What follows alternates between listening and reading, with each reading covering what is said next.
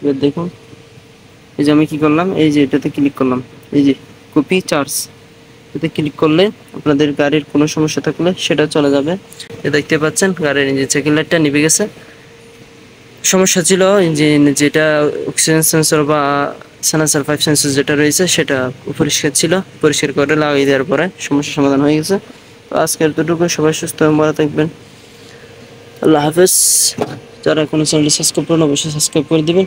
তো নিত্য নতুন ভিডিও পেতে পাশে থাকবেন। আল্লাহ।